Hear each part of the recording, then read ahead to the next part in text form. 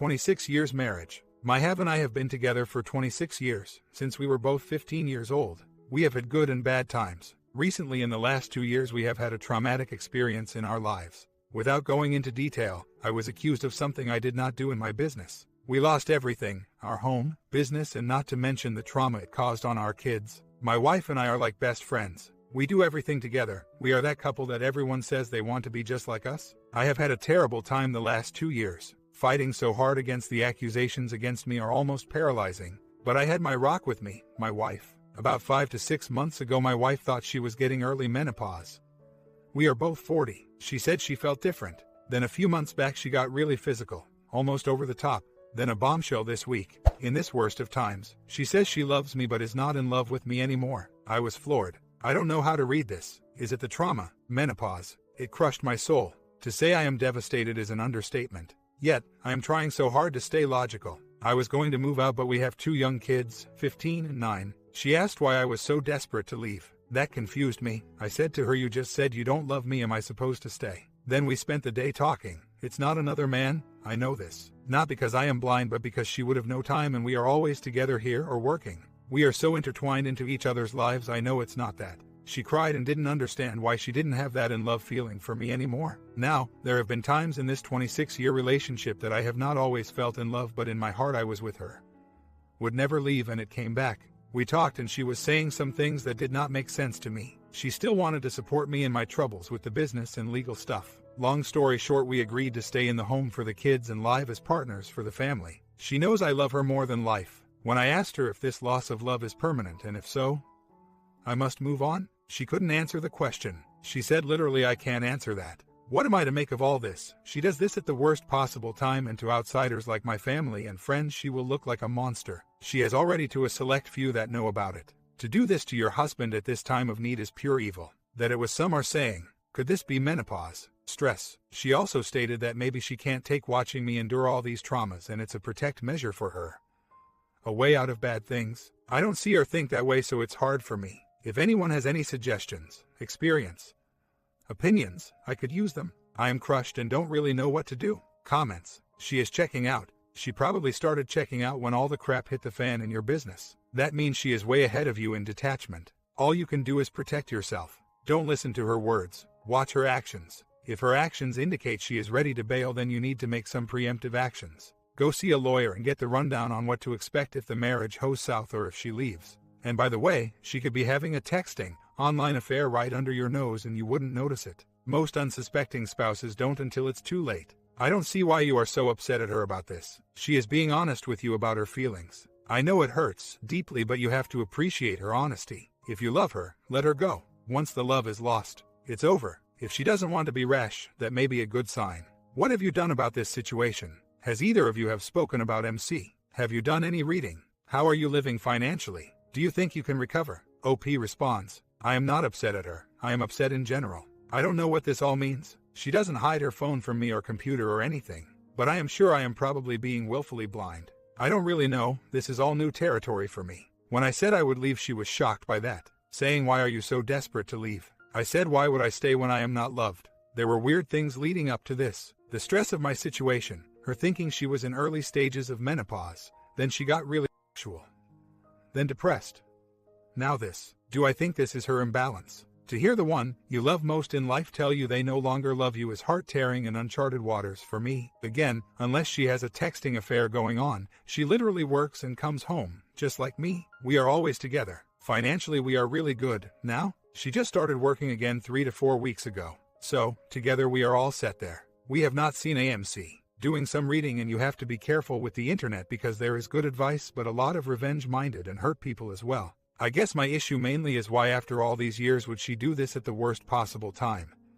When I need her most. Seems evil and I almost view her as a monster. Yet, I love her more than life itself. I am a man that loves to be with his woman. I love my wife and everything I think in life of doing I want my wife with me. I come home every day from work so excited to see my babies and my queen. I drink socially. I don't go out with the buddies all the time. I share household responsibilities with my wife, and most important, I have always given her time. Meaning, she needs her space as a human. I gave it her. I don't track her, I don't bicker, and I don't just agree with her. Of course, I have faults but we overcome them. There was a time a few years back where I was not really in love with my wife either, but inside I loved her. I gave it time to see what was wrong and I came back.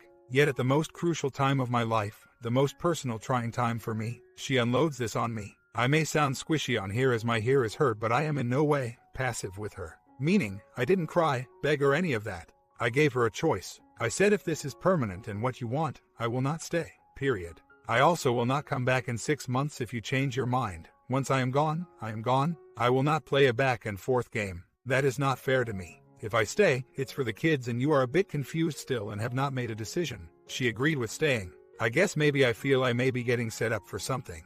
I have been told many times by women that if it fails with my wife, come look for them. This is not bragging. I am no male model, but I am a good, loyal and loving man. Over the years I have had women hit on me knowing I was married. I even have one at work that flirts. It doesn't last long because I have no interest outside my wife. I am also madly in love with her. If she was cheating, it would certainly be a deal breaker. That is the one thing that would end it all forever. As for her job, it is her old job she got back after our incident 2 years ago. She tried to work but couldn't be due to PTSD. She is trying again. Some things I want to answer, making myself sound like the perfect husband. I can admit I am far from it. I tend myself to be a bit self-centered. I can be distant at times and I do say things I don't mean. As for my wife, she generally is a great woman. She is a wonderful mom and has been a great wife. If I came off as a bit conceited, it was not my intent.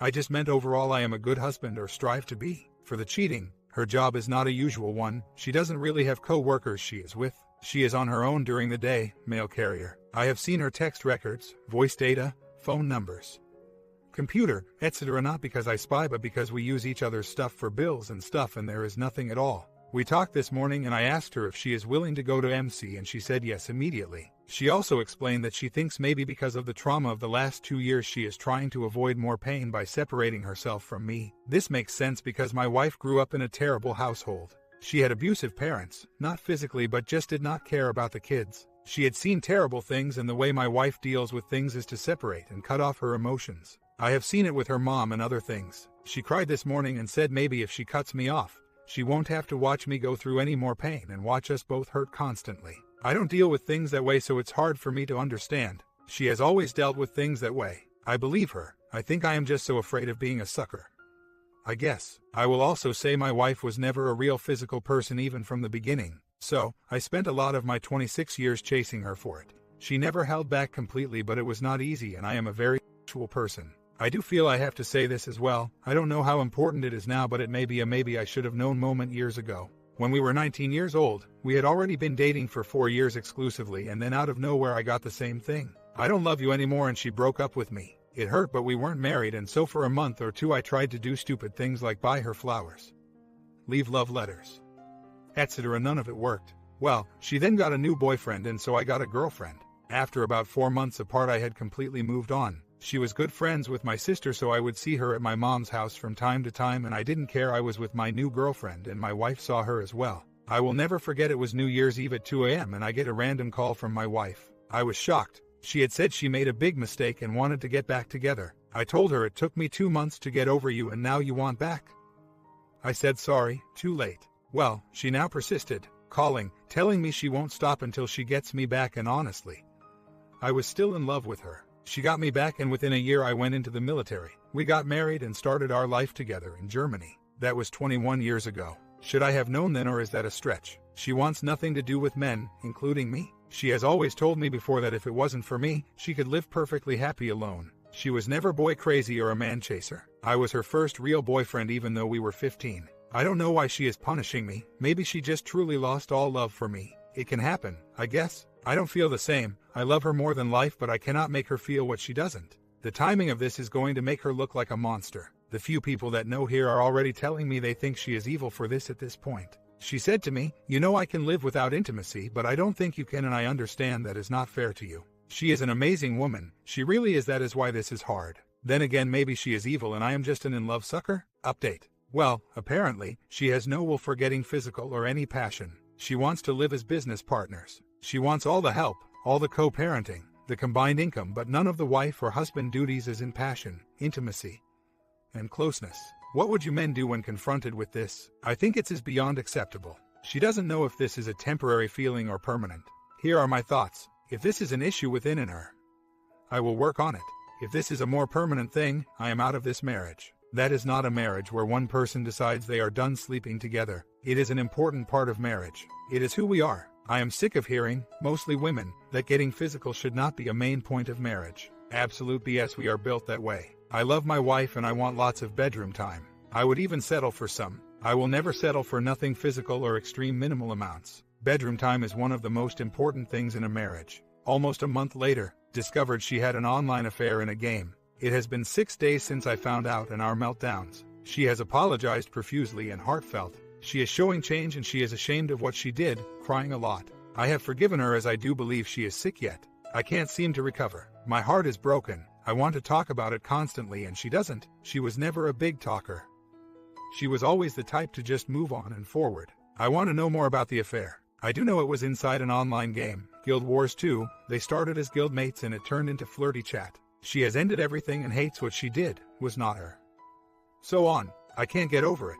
I thought I could. I am such an honorable man. I live by my vows and I would never do such a thing. My IC says to keep it in perspective that even though it was an emotional affair, it was fantasy. No pictures, cams, meetings, all just text and voice. I have trust issues now in her honesty and I can't even go to her over it. It's like I am the one going to her asking her if she is okay. Is that just wrong? Shouldn't she be coming to me daily and asking me if I am okay? Comforting me? Why am I the one choosing words carefully? She constantly says I'm not a talker. I don't like to talk things out. You know me, but I need it, now more than ever. I need more comfort and answers. I simply don't trust her words now. Will I recover? Her actions are showing me she is back and she did privately tell me she really does love me, but she is afraid to show it a lot, so it's not new to me. Maybe I just feel entitled to it now more than ever. Now the bad. She still does not say I love you unless I do. Still nothing physical. When she apologizes for the emotional affair, she says it almost like a friend who forgot to pick up another friend for an important appointment. Meaning, she will say, I am so sorry for what I did to you. I know how important that is and I would have never guessed I am the one who would have done this. I think if there was love it would sound like this. I can't believe what I did to you. I love you so much and to do this to you when you needed me most is almost unbearable. Am I wrong? Just wanted to give you all an update. My wife has been all over me and I do not mean just physically. She did something she never did before. She came down in front of me and the kids and apologized for being absent for these months and realized she was not well. She is getting help and wants to start repairing. She even took me aside and said I do love you, more than I ever knew. I am just so scared to love so much. She is coming back slowly. She is wanting to do things slowly again, doing my daughter's hair. Wants to paint my son's room, yard work this weekend. Things seem to be slowly coming back. Thank you all here for helping me through this. You have meant more to me in this short time than you realize. 1. She completely stopped her gaming. 2. She talks with me more and wants to discuss how to heal. 3. She is more active in the home with the kids and house. Things I don't like. 1. She has not taken any medicine. 2. Not seen her doctor as promised. 3. She doesn't come to me and ask me how I feel, or continue to apologize for the affair. It's almost like it never happened in her eyes. The reason I say this is because that the betrayer should work extra hard to reassure their loved one to know it was a mistake and is over. I don't really get that from my wife. A week later, she came to me a day later crying, saying to me, I can't believe I was in this. I can't believe I did this. I did everything I used to get on stupid girls for doing and falling for crap like this. She would say in game he would listen and talk with her. Say the right things, comfort her, etc. I said to her, of course he said that this kid has 24 hours a day with nothing to do but play games and think of ways to get women to talk to him. Wake up? When I said that I saw the light bulb go off. In her defense, in her healthier days she would have never fallen for such a game. I am doing all the tiptoeing and being careful with my words. I feel she should be coming to me daily with some positives on what she is doing to change. I have always known she was not a big talker. I know a lot of women are. My wife has always been different, so I am used to it, but I need more than just 2 days of apologies and promises. I am doing all the work here, it seems. Just thought I would bring this up as well. What is it with 40 to 45-year-old women? Do they lose their minds during this time? First, all this stuff here with my wife, but I will tell you something that has happened over the last few weeks over social media. 1. Had one girl I have not seen since I was 14 find out I was having problems with our marriage and sent me a private message saying, well, her loss, let me know when you want to go out and I will take care of your needs. This girl is married and has been for 28 years. 2. Another girl who was my trainer a few years back asked me out on a date for Saturday. She said, I always wanted a better relationship with you. Anyway, let's go out this weekend.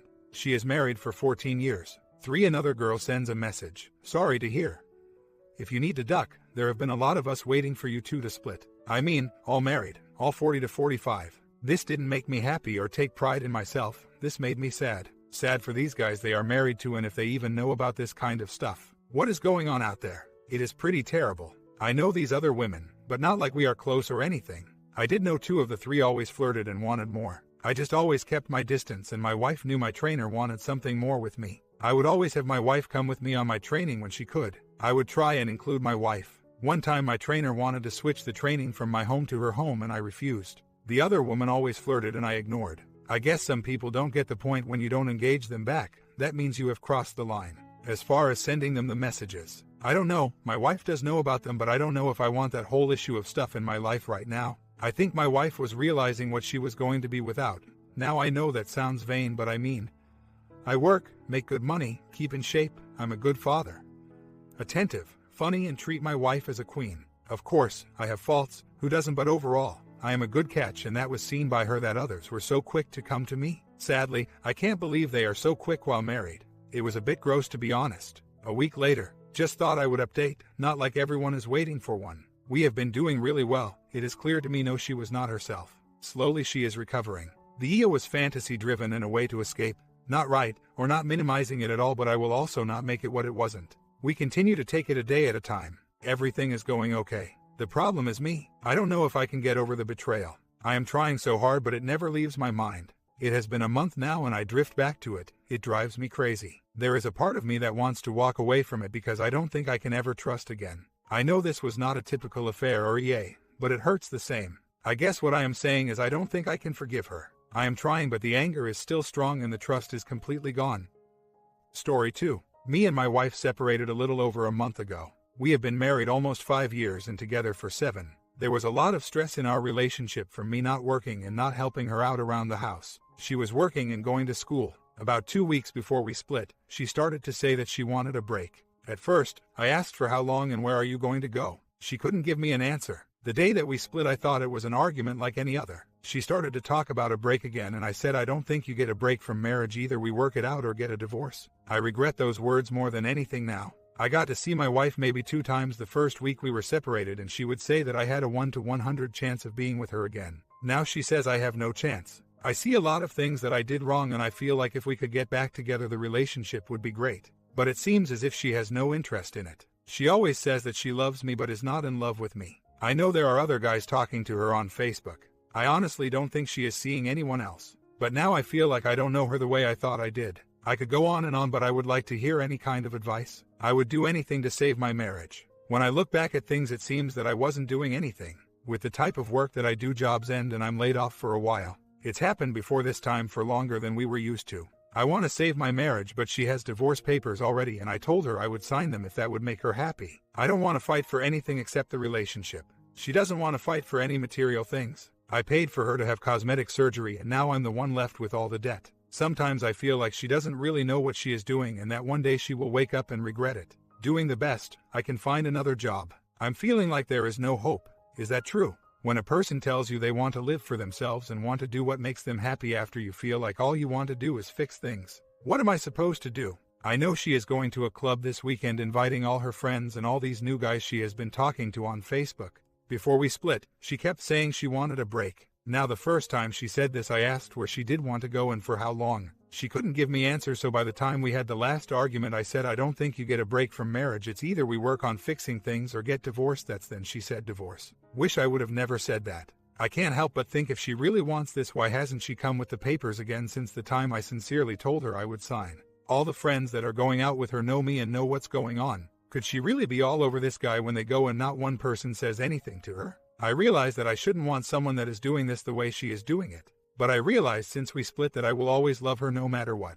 I know that her whole family is supporting her in this divorce. What family wouldn't? But no, I may sound stupid, but I would do anything to be with her. I love her more than anything in the world, and it hurts that it took this to make me realize. I talked to a friend of mine who was a DJ at the club she went to last time. He said she was dancing with some dude and it didn't look good. He didn't want to say any more, thinking I would do something stupid.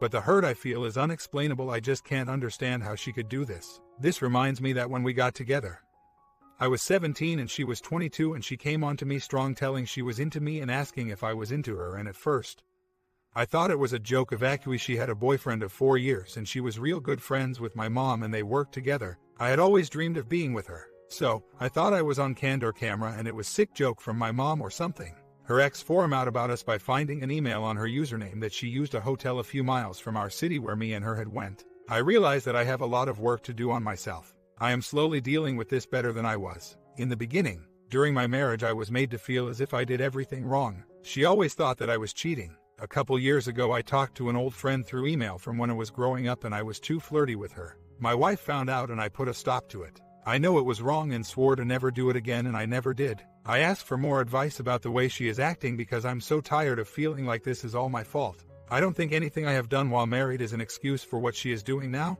I have come to the realization that I cannot control her or make her love me no matter what I say or how badly I want to make things work. It's hard for me to understand how she has so much hatred for me when I have so much love for her. Should I be doing anything to protect myself in case she tries to screw me in the divorce? I have all the debt from when we were married and she walked away basically with what she came with other than a new set of breasts and a laptop that I bought her as a gift for school. I haven't tried to contact in 5 days and feel pretty good about that. When we talked before, it was that she only wanted to split without any fighting. Now that I have told her I will sign, it's been over a week and she still hasn't tried to contact me again for me to sign. I just thought, if she is so angry with me as she says and really wants this as she says, there is no way we can work on things. Why not come running back within the next couple days and have me sign them? I did, however, ask her to, instead of always trying to keep me off her mind, actually think about me and think about the good. I said for her to take a few days to make sure this is what she wants, and if it is, I will sign. Honestly, right now I don't have much money at all, which is another reason why I haven't done counseling for me or talked to a lawyer.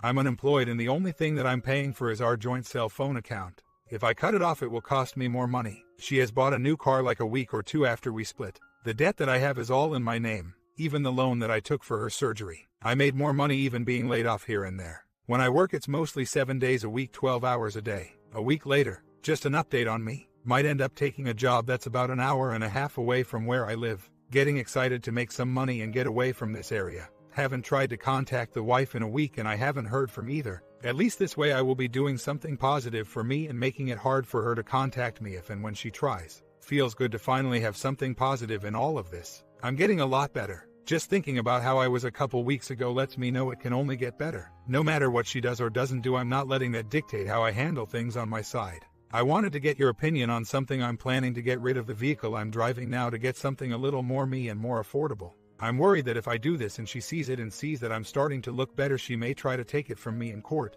Should I wait to make any purchases until the divorce is final? Excited because I got the job I was trying to get. Ready to get away from this town for a while. I start in a week. Found out that she had plans tonight and could easily meet with me, so I told her if we can't meet today, then it will be months before I can do the papers and that her cell phone will be cut off tonight. Sometime later, well, I'm leaving to the new job today. I have signed the papers and I'm planning a road trip. Something I've always wanted to do. I got in touch with a good friend that I grew up with and been chatting with her a lot. Someone I always wanted to keep in touch with, but the wife wouldn't allow. Just trying to keep my head up and do what makes me happy. I'm at the stage now where I have finally wakened up to the fact that she is gone and not coming back. With that said, I'm fine without her and I don't get emotional unless I see a picture of her, which is why I'm not going to be looking her up on any social network. Of course, I still love her and I feel like she doesn't love me anymore, and I'm okay with that. I don't think she will ever want to come back and work on things, and if she ever does, she will need to be fully committed. I'm not trying to win her back anymore, only worried about doing what I need to do to make me happy. I really don't have any anger towards her. I more or less just feel sad about the situation. Then I pick myself up and realize my happiness doesn't depend on someone else's feeling but my own. A month later, happened to see the ex-wife walking out of Walmart with her new man. Bothers me a little more than I thought it would. Think it hit her harder though, because she walked fast with her head down. I don't care, but I can't say it didn't feel awkward. My comment: have you guys tried getting back with your ex and it didn't work out? I think in the last story, the wife just doesn't find OP attractive anymore. You guys got any advice for man to stay attractive? Sub, bell and comment down below, and my first advice would be always stay in shape. Alright, everyone's presentations are done. Nick, the manager, said as he tried to move the discussion forward. Excuse me, I haven't. I recently found out something. Nick interrupted me and began to speak. There's apparently someone in this department who didn't graduate high school and is just a part-timer. Meetings should be for employees only. Absolutely right. His lackey, Mike, of course, agreed with Nick. I'm leaving. After leaving the meeting room, I started to shut down my computer. I noticed that an email had arrived, not in my personal inbox, but in the company's shared email. Thinking, there's no point in speaking up, no one will listen, I went home quietly. The next day, I heard a commotion from Nick's desk. He was staring at his computer screen, his face pale. Nick? Is something wrong? Mike looked at the screen with him. And he turned even paler than Nick. Why is he so angry? Knowing the reason for Mike's distress, I thought to myself, serves them right. My name is Adam. My mother passed away when I was in the 9th grade, and I was raised by my father. Well, you could hardly call it being raised. After my mother passed, my father changed. He drowned his sorrows in alcohol, and though he still went to work, he squandered our living expenses on horse racing. Because of that, I had to start working part-time as soon as I entered high school. Every month, I went to the convenience store with bills in hand that couldn't be auto-deducted from my father's account. Even though I endured it because I didn't want to be alone, I reached my limit in my second year of high school and dropped out. I found a live-in job at a distant inn. Thank you for everything. The day I left home, my father, still staring at the TV, spoke. Take care. That was our last conversation. Back then, 18 wasn't the age of majority, so I needed my father's permission to work, and I couldn't hide my place of employment. Yet, my father never visited me even once. I kept working just to survive, and before I knew it, I was 42. Years of hard work paid off, and I was transferred to the headquarters. I was thrilled to be recognized by the company, as I thought I'd be working in the field until retirement due to my lack of formal education. Listen up. Our work can change the future of our employees. Don't drag us down. On my first day after the transfer, Nick, dressed in an expensive suit, spoke sternly. There was a reason for this. Our inn was located in a prominent tourist destination, known so well that everyone in the state could sing its commercial jingle. At its peak, we had 5 locations within the state. But that was long ago. Due to financial difficulties and aging facilities, only the place where I had worked for many years and the original establishment remained. I was prepared to lose my job anytime, but now there was a glimmer of hope. With the rise of social media, the tourist area where the inn was located started gaining attention again. Depending on how hard the sales department, where I was transferred, worked, we could either thrive or be forced to give up this prime location to the new hotel chains continuously popping up. For Nick, who had switched careers from another industry to strengthen our sales, this was a battle he couldn't afford to lose. I understood why he had to be strict. I will do my best. Nick sneered at my enthusiastic declaration. Did you not hear what I said? I'm sorry. I thought I was listening carefully. Out of habit from years of customer service, I apologized reflexively, though I had no idea what had offended him. Someone was watching me with a smirk. In this department, there are those who are expected to excel and those who have been shoved here because they have nowhere else to go. You are the latter. It was Mike, the section chief. He's 7 years younger, at 35. But he was called to headquarters much earlier than I was and had been moving around within the headquarters ever since. I'm not jealous, but I can't accept that he's my boss. Graduating from a prestigious university, he has an unusually high pride and caused many problems as a newbie, making things very difficult for me when I was the front desk leader. When I found out Mike was transferred to the sales department a month before me, I was disheartened. Mike is right. With just a middle school diploma, there's not much you can do. Don't even think about achieving results. As if I didn't exist, Nick remarked, I'm thirsty. Mike eagerly ran to the coffee maker. It seems Mike is Nick's lackey. I regretted being happy about my transfer to headquarters, wishing I had stayed on site forever. Send a direct mail to every company on this list by the end of the day. Nick only assigned me tasks that even a new graduate could handle. What? There are over 1,000 companies. You want me to send to all of them by today? Yes, if you and your fellow misfits split the work, even those with nowhere else to go should finish by today. I glanced at the employees typing away expressionlessly. They were worn out from customer service, only thinking about leaving on time, or were women reassigned after having children, with zero motivation for work. Even Sam, a new graduate from the same university as Mike, who was supposed to be among the expected achievers, had no enthusiasm for the job. Having joined the company wanting to do customer service. "I don't care what they say, I plan to quit anytime," he said. Only Nick and Mike were highly motivated, making all the decisions between the two of them. I originally only wanted to work at the inn to survive and had no particular attachment to this job. I swallowed my words, thinking I had no right to reprimand them. About a month after the transfer, Nick told us with a frustrated look. "To commemorate the 50th anniversary, we've decided to create a plan exclusive for one group per day. Originally, Mike and I were supposed to come up with it, but our president, Mr. Thompson, insists on hearing everyone's opinions. So, you all get a chance." As Nick explained, Mike began handing out prints. "Make sure not to embarrass Nick. If your ideas are half-baked, you'll have to redo them." It seemed that they had printed his handwritten notes by Mr. Thompson, which included several questions and a section for free responses. It made sense why Nick had to seek our input, given that all responses had to be submitted to Mr. Thompson. We were given a week to think about it, and a meeting was scheduled to compile our ideas. My plan is to let guests enjoy both the old and modern America. Nick began the presentations. Guests would watch a master confectioner at a nearby traditional sweet shop make sweets in front of them.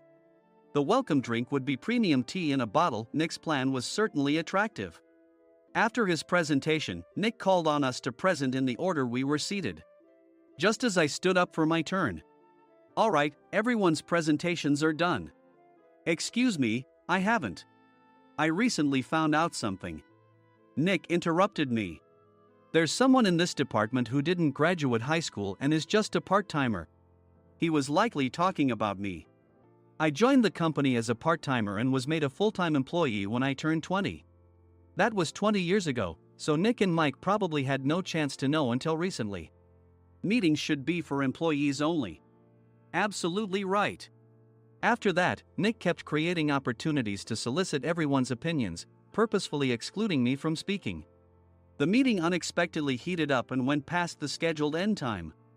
A few people asked to leave, and the discussion continued with the remaining few. "Still here?" Normally, you'd leave in that situation. Though I had no attachment to the job initially, hearing kind words from customers made me want to make them happier. For someone like me, with nowhere to go, the inn was my home and customer service was my life. I felt pathetic about my current self. "I'm leaving." I left the conference room and started shutting down my computer. I noticed an email had arrived, not in my personal inbox, but in the company's shared email. Thinking no one would listen to what I had to say anyway, I quietly went home. The next day, while preparing the DM as instructed, I heard a commotion from Nick's desk. In his haste to stand up, he hit his knee on the desk. He stared at his computer screen, his face pale. "Nick! What's wrong?" Mike, thinking he should be the first to rush over, approached Nick while still wearing his coat. He peered at the screen with Nick. And he turned even paler than Nick. Why is he so angry? Who is responsible for this company? Nick, more irritated than ever, asked, and Mike answered without checking. Probably Sam. Sam wasn't there because he was attending a morning training session for new hires. Nick gave up on getting angry and returned his gaze to the screen. They were looking at an email that arrived right after the end of the working day yesterday. Apparently, no one, including me, had checked it before leaving. The email was from a large company that used us for their annual employee trips. The president and executives of that company also frequently used our services personally. President of the company, Mr. Mason himself, had declared that neither he nor his company would ever use our services again. Well, some companies cancel their employee trips or stop using our services due to financial struggles. Let's just move on. Mike kept wiping the sweat from his forehead with a handkerchief. Knowing why Mike was so agitated, I quietly watched their interaction. Do you know how much revenue we get from that company?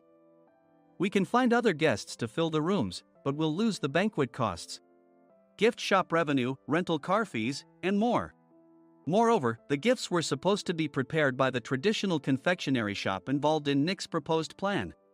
If it's known that we incurred such a huge loss at this critical time, Nick's position in the company would be jeopardized. Nick took a deep breath, seemingly trying to calm himself. All right, Mike. Go to New York right now and apologize to Mr. Mason. What? You're coming with me, right?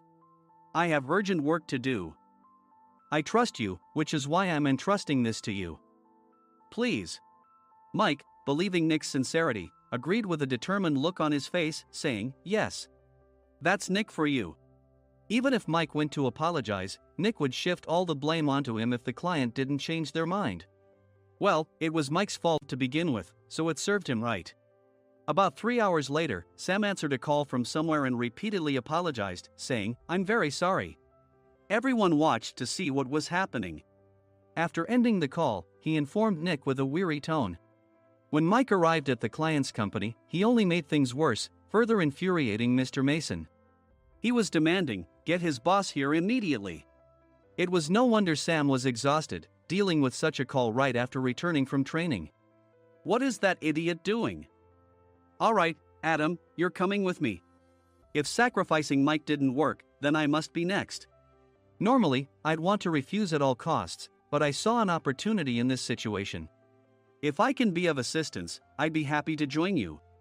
I obediently followed Nick, and we flew to New York. When we introduced ourselves at the reception, it became clear how serious the situation was, as the receptionist personally escorted us to the president's office. Angry voices leaked through the door, making both Nick and me uneasy. Excuse me. I'm Nick, the supervisor.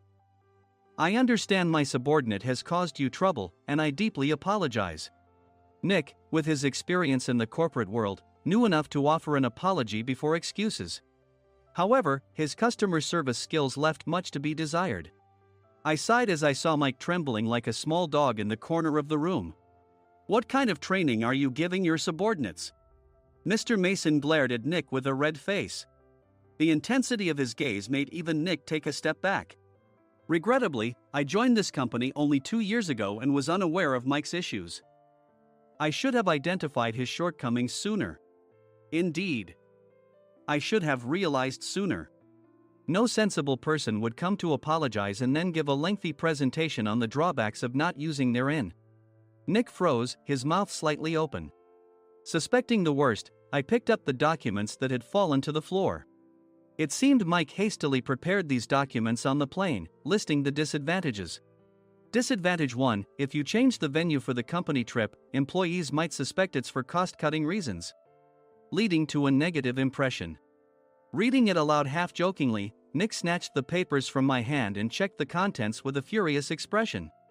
Among the stack of documents was a receipt from a nearby convenience store's copy machine. I felt a pang of dread, hoping he hadn't shown the receipt as well. What do you think he said when I asked what kind of nerve he had to do this? I'm very sorry. Faced with the dire situation, Nick must have thought there was nothing left to do but apologize. In a voice smaller than I'd ever heard from him, he uttered words of apology. He said, I'm a Harvard graduate. I don't believe I said anything wrong. Mike, what have you done? Forgetting his plan to pin the blame on Mike, Nick yelled loudly, even in front of Mr. Mason. I didn't do anything wrong. You're still saying that? Look at him. Mike pointed at me with a shaking hand. I was assigned to headquarters in my 20s and now I'm a section chief. This guy only made it to headquarters at 42. Everything I've done proves I was right. So why are we losing the contract? Having said his piece, Mike collapsed to the floor. Of course. You were sent there because you had nowhere else to go. Mike never expected to hear such words from someone he looked down upon. He lunged at me, and Nick hurriedly stepped in to stop him. Mr. Thompson told me Mike is a quick thinker, and to take good care of him. There's no way he was pushed aside. Don't make things worse here. He didn't say quick thinker, he said only quick-witted, didn't he? I don't remember that part. I recalled the many troubles Mike caused when he was a newbie. When Mike was on the front line, his pride was so high that he never apologized to customers. Customer service, especially in our job, doesn't work alone. It brings both good and bad situations. If the front staff or housekeepers made mistakes, or the cleaning company didn't properly clean a room, One had to apologize to the customers regardless of personal fault. Mike, in such situations, would never apologize, insisting he wasn't at fault. This often angered customers, and as the front desk leader, I frequently had to apologize on his behalf. He caused complaints and disrupted operations, which is why he was quickly moved to headquarters. In departments where he didn't interact directly with customers, his quick thinking was beneficial and things went well. But it seemed his flaws were starting to show. Corporate reservations are supposed to be entered into the system by the sales representative. But a quick check yesterday revealed that more than 10 items were missing from the client's reservation. The handover document clearly stated what needed to be prepared. Why didn't you enter it into the system? Why do we have to give them special treatment? Filling rooms near the banquet hall, setting up all the food in advance. Specifying the brand of wine, they're too demanding. No wonder he always angered customers, I thought, feeling a headache coming on. Grouping them in rooms near the banquet hall is for our benefit too. It makes it easier for the staff to set up beds and serve breakfast since everyone's schedule is synchronized. As for the other requests, Mr. Mason suggested them to lighten our load. I didn't know that. Nick finally seemed to realize that Mike was the one who had angered the client. What did you say to them? I just told them we wouldn't give them special treatment anymore. We shouldn't waste effort on things that don't bring in money. I was utterly exasperated at his lack of understanding of customer service. Of course, we shouldn't comply with unreasonable demands. But carrying over successful practices from past stays makes customers feel remembered and enhances their experience. Good memories encourage repeat visits. That's part of our job. I looked down at Mike, who was sitting on the floor. In our job, nothing is a waste. Mr. Thompson likely moved you to the sales department, hoping you'd finally understand this. How do you think he feels now that you've failed to meet his expectations? Mike, tears in his eyes, fled the president's office. I was amazed he still hadn't apologized. You have it tough, Adam. It's okay, we're all employees of the same company. I deeply apologize for this disrespectful incident. Especially after all the care you've shown us. If it weren't for you, Adam, I really would have stopped staying here. When I heard you were moving to the sales department, I was willing to reconsider if you handled it. Seeing us talk so amicably, Nick's face contorted. Do you two know each other? Adam's service is excellent. I always requested him specifically. Normally, we don't accept specific staff requests, but we made an exception for Mr. Mason, adjusting my shifts accordingly. He had personally stayed at our hotel just before my transfer, and during casual conversation, I mentioned, I'm moving to the sales department soon. If I hadn't told him then, things could have been much worse. Please continue to take care of us. I look forward to it. On the return flight, Nick awkwardly offered me a can of beer. It's still working hours. Of course, I had no intention of forgiving him for a single beer. Nick might try to pin everything on Mike and avoid any consequences. While pondering this, a startling fact came to light. Nick, the tea bottles for the plan have arrived. I handed Nick a bottle labeled with our inn's name. They look good. What are you talking about? These are plastic bottles. I had assumed we would use the trendy, high-end bottling tea. But what arrived were ordinary plastic bottles of tea with customized labels. The only unique aspect was the label, which had the inn's name, making it look customized. Upon further investigation, I discovered that a substantial amount of money was set to be paid to the tea company. It was priced like bottling tea. Does this plastic bottle really cost $100 each? The tea inside is specially blended for us. The extra cost is for that. Wouldn't it be better to use another tea company? Or is there a specific reason we must use this one? As Nick continued to make excuses, I showed him a printed email. I informed the tea company's president, Mr. Mitchell, that we discovered irregular payments and he confessed. He said you two were high school classmates and planned to split the extra money. That idiot. Why did he confess? That's not important. You should worry about yourself, this could turn into a police matter. Opening the bottle cap, I suggested. How about calming down with this tea? It supposedly has a relaxing effect. Nick drank the tea frantically. In the following days, decisions were made about their fates. Mike was reassigned to the General Affairs Department, with no chance of transfer or promotion, as per Mr. Thompson's orders. As for Nick, since the payment to the tea company hadn't yet been made, he narrowly avoided legal trouble. Instead, he was encouraged to leave the company, and to avoid further complications, Nick submitted his resignation. Rumor has it that connections between HR departments have made it difficult for him to find new employment. Even though it was good to have those two gone, something unexpected happened in the sales department. Everyone became motivated and united in refining the 50th anniversary plan. In the end, my plan was adopted. We collaborated with the Tourist Information Center to provide personalized guides. The plan, tailored to the number of guests, was truly special for the 50th anniversary. Hey, is Adam's family coming to stay? I immediately booked that special plan for my family. Sam noticed it on the reservation list and quickly picked up on it. Yes, I'm inviting my father. That's great. I might invite my parents too. I lacked the courage to face my father just as Adam. But here, with the confidence Mr. Mason praised, I felt ready. The 50th anniversary plan was a perfect opportunity to reconnect with my father. I hoped to bring back the days when we could laugh together as we once did.